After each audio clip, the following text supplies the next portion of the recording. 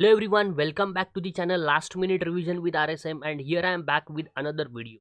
So today's video is about the Human Resource Management Part 3. तो HRM का Part 3 आपके सामने ये है।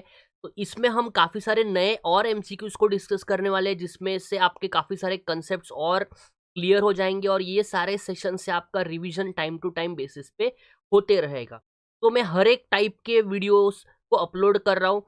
मुझे बहुत सारे कमेंट मिल रहे थे, sir export marketing, marketing research, BAIF के, बीबीआई के बहुत सारे वीडियोस भी अपलोड करें, हमें भी उससे बेनिफिट मिलेगा। जितने कंटेंट, जितना मेरे पास मटेरियल अवेलेबल है, उसके बेसिस पे मैं आपकी 100% हेल्प करने की ट्राई कर रहा हूँ। जितना मुझसे हो पा रहा है उतना मैं आपको वीडियोस देने का ट्राई करूंगा। बाकी आप अपने बेसिस पे भी प्रिपरेशंस करते रहे, ठीक है। अगर जैसे मुझे कुछ मटेरियल मिलेगा, उसके बेसिस पे मैं नए एमसीक्यूज को कंस्ट्रक्ट करके आप सभी के लिए वीडियोस आपके एग्जाम तक आपको इस चैनल पे मिलते रहेंगे। मेरे तरफ से आपको बहुत हेल्प होने वाली है। आप उसका 100% बेनिफिट लेना, और उससे काफ़ी तरीके के एमसीक्यूज आपके रिवाइज हो जाएंगे, जिससे काफ़ी इंपॉर्टेंट कंसेप्ट्स जो आपको पेपर से रिलेटेड रिवाइज होने के लिए ये सेशन जो मैंने शुरू किए वो आपको हेल्प करेंगे। तो आइए स्टार्ट करते हैं आज का first question. Which of the following refers to reduce number of employees in the organization through proper planning? तो इनमें से कौन से पॉइंट में ऐसा है कि हम हमारे जो ऑर्गेनाइजेशन के जो एम्प्लॉयज है उनको रिड्यूस करेंगे प्रॉपर प्लानिंग के साथ? एट्रिशन, डाउनसाइजिंग, रिटायरमेंट या रेजिग्नेशन? तो याद रखना, इसको बोला जाता है डाउनसाइजिंग। अगर प्रॉपर प्लानिंग के साथ अगर हम हमारे एम्प्लॉयज को रिड्यूस करेंगे तो that is called as downsizing. Question number second में जाते हैं। The full form of HRIS is, I think आपको इसका आंसर ऑलरेडी पता होगा, human resource information system, human resource influence system, human required information system, human requirement influence system. तो इसका right answer है ह्यूमन रिसोर्स इंफॉर्मेशन सिस्टम। तो HRIS का full form क्या है? Human resource information system. याद रखना, काफी इंपॉर्टेंट है, फुल फॉर्म वाले पॉइंट्स में कंफ्यूज ना हो जाना। क्वेश्चन नंबर थर्ड में जाएंगे। Which of the following refers to gradual decrease in the size और स्ट्रेंथ ऑफ द वर्कफोर्स? तो ग्रेजुअली डिक्रीज करना है हमारे जो वर्क फोर्स है उनको स्लोली एंड स्टडीली अगर डिक्रीज कर रहा है, तो देखो अभी मैंने आपको बताया प्रॉपर प्लानिंग के तरफ से करेंगे तो वो क्या होता है? डाउनसाइजिंग। और अगर हम ग्रेजुअली एंड स्लोली हमारे स्ट्रेंथ के बेसिस पे रिड्यूस करेंगे तो उसको क्या बोला जाएगा? उसको बोला जाएगा एट्रीशन। ध्यान रखना, कंसेप्ट काफी इंपॉर्टेंट है, that is called attrition. Next question में जाएंगे, question number 4। This is from the motivational theories. तो मोटिवेशनल थियरीज काफी इंपॉर्टेंट है, सारे मोटिवेशनल थियरीज आप पढ़ के रखे, वहां से क्वेश्चन बनने के चांसेस बहुत ज्यादा है, बिकॉज वहां से एमसीक्यूज बन भी सकते हैं। विच theory in which the professional method is adopted by management to manage and motivates its employees? तो प्रोफेशनल मेथड इनमें से कौन से थियरी में अडॉप्ट किया जाता है? Theory X, theory Y, theory Z, theory O. अगर हम ध्यान से देखें तो theory X and theory Y दिया था डगलस मैक्रीगर ने। उन्होंने क्या बताया था कि थियरी एक्स और थियरी वाई में थियरी एक्स ऑर्थोडॉक्स नेचर का थियरी है जो ट्रेडिशनल अप्रोच को फॉलो करता है, एंड थियरी वाई जो है वो मॉडर्न अप्रोच को फॉलो करता है, वहां पे प्रोफेशनलिज्म ज्यादा होगा। थियरी जेड जो है that is will be related with William Ouchi ने इस थियरी दिया था। तो बेसिकली थियरी ओ ऐसा कोई थियरी नहीं है। तो प्रोफेशनल अप्रोच को, जो प्रोफेशनल मेथड्स को जो फॉलो करने वाला थियरी होगा, वो कौन सा थियरी होगा? वो थियरी वाई होगा। तो right answer for this question is theory Y. ध्यान से पढ़ के रखना, theory X, theory Y, Douglas McGregor has given this. Question number 5 में जाएंगे। This is the part related with leadership styles. The leadership style in which every team member has right to express his views in decision making is. ऐसा कौन सा leadership style है जहां पे जो team member होंगे उनको भी इक्वल राइट रहेगा उनके व्यूज को, उनके सजेशंस को देने के लिए?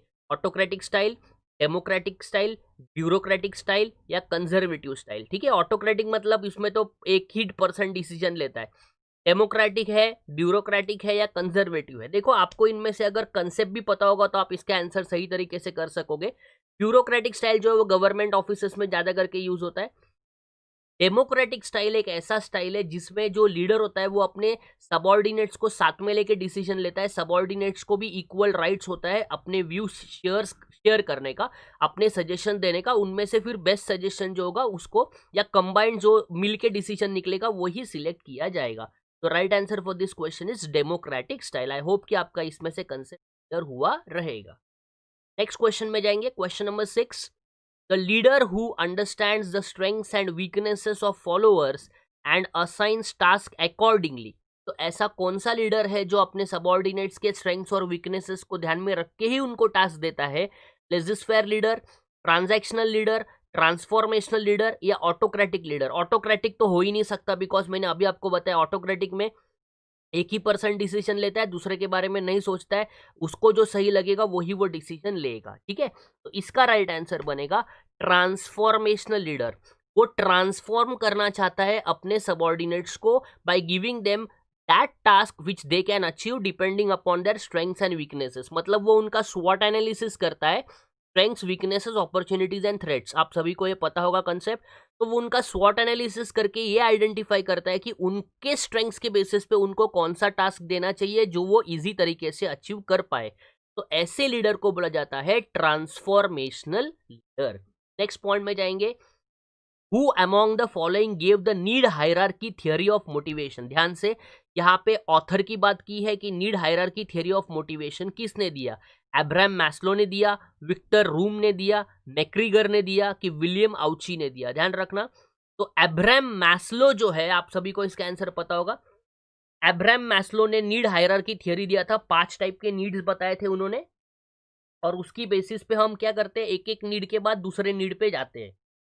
इसका राइट आंसर बनेगा अब्राहम मैस्लो। विलियम आउची के बारे में मैंने आपको बताया, विलियम आउची ने भी थियरी Z दिया है, मैक्रीगर ने थियरी Y दिया है, विक्टर रूम ने एक्सपेक्टेंसी जो है वो भी थियरी दिया है, उन्होंने थियरी दिया है। तो बेसिकली आप इन सारे थियरीज को एक बार उनके ऑथर्स को और उनका जो बेसिक रक्स है उनको ध्यान से पढ़ के रखें। ठीक है, right answer for this question is Abraham Maslow. Question number 8 में जाते हैं। The process by which an employee decides his career goals and establishes a plan to achieve those goals is called as career planning, career training, career development या career counseling। ध्यान से, सभी में career option है तो confuse मत हो जाना। क्या पूछ रहा है? The process by which an employee decides his career. Employee क्या करता है? डिसाइड करता है उसका करियर, उसके गोल्स, और वो करियर और गोल्स के लिए एक स्पेसिफिक प्लान बनाता है वो गोल्स को अचीव करने के लिए। उसको क्या बोला जाता है? जहां प्लान की बात कर रहे हैं वहां प्लानिंग का कंसेप्ट इन्वॉल्व होगा, that is called as career planning. तो right answer for this question is career planning. Question number 9 में जाएंगे। The feeling of satisfaction, willingness and confidence experienced by employees in their current job is motivation, morale, influence या competency. तो जो उनको feeling होती है satisfaction में, satisfaction की, विलिंगनेस की या confidence experience by the employees in their current job is called as morale. तो इसका राइट आंसर है मोराल। मोटिवेशन मत कर देना, रॉन्ग हो जाएगा। क्वेश्चन नंबर 10, आज का last question. An employee training system under which a senior or more experienced person is assigned to act as an advisor is called as। तो एक ट्रेनिंग सिस्टम जहाँ पे एक बंदे को एक सीनियर मोस्ट पर्सन ट्रेनिंग देगा, सीनियर मोस्ट पर्सन एक एडवाइजर का काम करेगा, उसे क्या बोला जाता है? मेंटरिंग, काउंसलिंग, गाइडेंस या ट्रेनर? तो ध्यान से याद रखना, उसे बोला जाता है मेंटरिंग। यहाँ से भी क्वेश्चन बन सकते हैं। मेंटरिंग, काउंसलिंग, ये वाले कंसेप्ट ध्यान से पढ़ के रखना। स्पिरिचुअल इंटेलिजेंस, इमोशनल इंटेलिजेंस, वो वाले कंसेप्ट भी ध्यान से पढ़ के रखना। मैं आपको नए नए एमसीक्यूज लाने ही वाला हूँ जिससे आपको पता चले कि एग्जैक्टली किस तरीके से एमसीक्यूज बनेंगे और किस तरीके से आपको रिवीजन करना जरूरी है। काफ़ी सारे सब्जेक्ट्स के बारे में आपको एमसीक्यूज मिलते रहेंगे धीरे धीरे। I was receiving many comments, बहुत सारे कमेंट्स आपके मुझे मिल रहे हैं कि सर इसके एमसीक्यूज अपलोड करें, उसके एमसीक्यूज अपलोड करें, ये सब्जेक्ट का डाले। तो मैं मेरे बेसिस पे बहुत ट्राई कर रहा हूँ कि आपको सारे सब्जेक्ट्स के एमसीक्यूज प्रोवाइड करते रहे, लेकिन आपको डेली बेसिस पे 1 या 2 वीडियोस तो मिलने ही वाले हैं जिससे आपके काफ़ी सारे कंसेप्ट क्लियर होने वाले हैं। तो आप एमसीक्यूज पढ़ते वक्त यही ध्यान रखें कि आप पहले कंसेप्ट पे ध्यान रखें, फिर आप एमसीक्यूज को रिवाइज करें, बिकॉज 200-300 एमसीक्यूज पढ़ना इज नेक्स्ट टू इम्पॉसिबल, बहुत डिफिकल्ट बन जाएगा आपके लिए। और कम टाइम में ज़्यादा चीज़ें कैसे कवर करनी है तो उसको मैं आपको एक स्ट्रैटेजी बता रहा हूँ कि सिंपल आप पहले कंसेप्ट्स के ऊपर फोकस करें, फिर आपके एमसीक्यूज पेपर में कोई भी आए वो आपके एमसीक्यूज बनेंगे और ज़्यादा स्ट्रेस ना ले।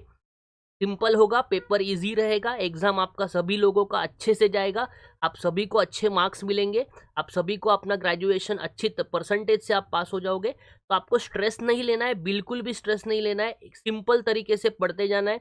जैसे मैं गाइड कर रहा हूँ वैसे बेस पे पढ़ते जाओ, और आप अगर अपने बेसिस पे प्रिपरेशंस कर रहे हो उसको भी कंटिन्यू करते रहो, ठीक है। चलो, thank you very much from this session. अगले बार मिलेंगे कुछ नए एमसीक्यूज के साथ। Till then, as always, work harder, be smarter.